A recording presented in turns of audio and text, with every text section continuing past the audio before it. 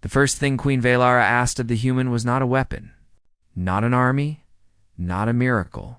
She asked for a symbol. One small thing her broken empire could lift above its head while the stars burned around it. And Captain Elias Rowe, last survivor of the Terran envoy, looked at her crown, her cracked armor, her trembling claws, and understood that she was not asking for art. She was asking for permission to keep believing. The throne room was silent enough to hear fear breathing. Her kingdom had once ruled 7 spiral arms. Now it ruled 3 moons and a fleet too old to frighten pirates. The insectoid Vare had carved through her borders like acid through paper. Noble houses had fled, generals whispered surrender, and above the capital, Vare harvest ships waited in orbit. Turning the sky into a cage, the queen looked at the human. Because humans had arrived from a minor blue world with no empire, no ancient bloodline, and somehow they refused to break. Then the human smiled. And every alien in the hall thought he had gone insane. Elias asked for the old royal foundry, the wreckage fields, and the palace broadcast tower. The admirals wanted tactics. The priests wanted prophecy. The queen wanted a banner.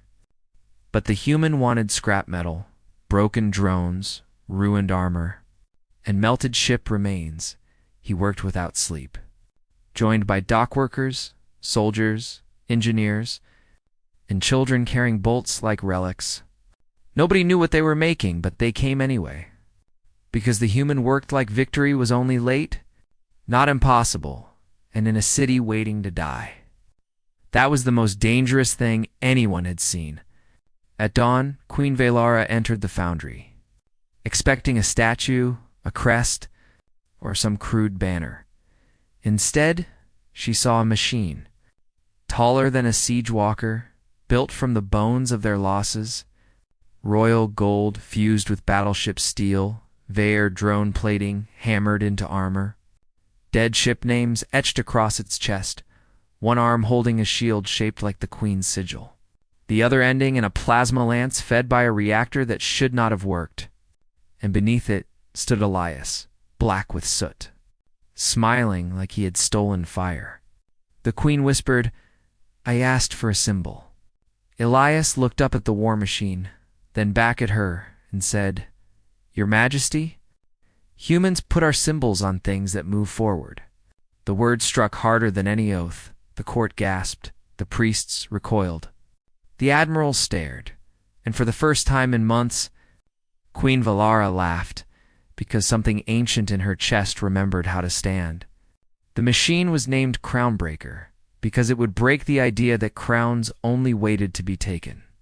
When the Vare broadcast their final demand, ordering surrender before orbital cleansing, the queen did not answer from her throne. She answered from inside the machine.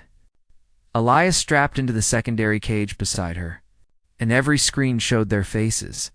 This was the moment surrender died. The Vare commander mocked them first, a queen hiding in trash, a human pet teaching royalty to crawl inside a coffin. His fleet lowered harvest beams toward the capital.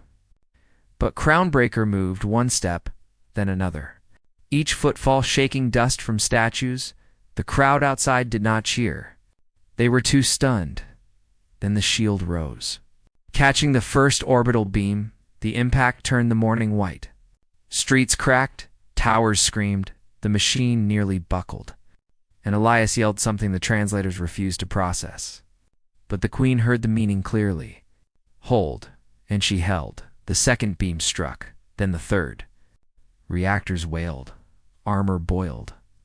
The shield glowed like a newborn sun, and across the city, civilians saw their queen not above them, not behind them, but in front of them, burning for them.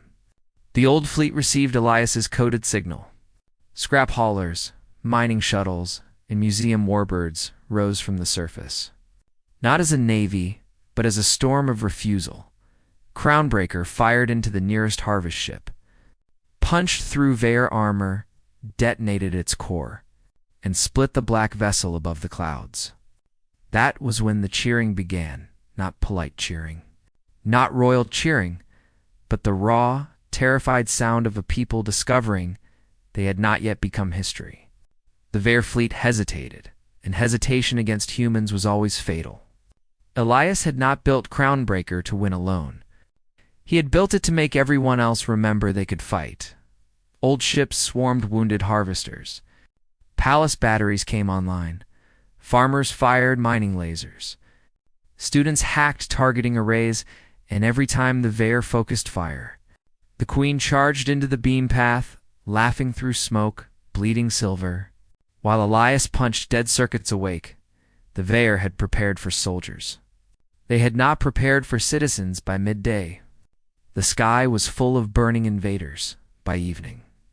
The last Vare commander tried to retreat, broadcasting offers of negotiation and respect. All the beautiful words conquerors learn only after losing. Queen Valara could have answered with vengeance. Even Elias would not have blamed her. Instead, she opened every channel. With Crownbreaker kneeling beneath the ruined palace, armor smoking, shield melted, lance broken, she told the Vare to leave every occupied world, return every prisoner. And remember the Queen who had asked for a symbol and received a road back to courage? Then she'll let them run, because victory is louder when mercy chooses the final word. Days later, when the dead were counted and the fires lowered to embers, the Queen brought Elias before the capital. Nobles had returned by then, wearing convenient loyalty. Priests called the machine holy. But the people knew the truth. Crownbreaker had not been holy. It had been human, ugly, stubborn, impossible. Built from failure and driven into destiny. Queen Valara offered Elias a medal shaped like her royal crest. But he closed her fingers around it and shook his head, saying the symbol was already where it belonged, etched on the shield, carried by everyone who had risen when it moved.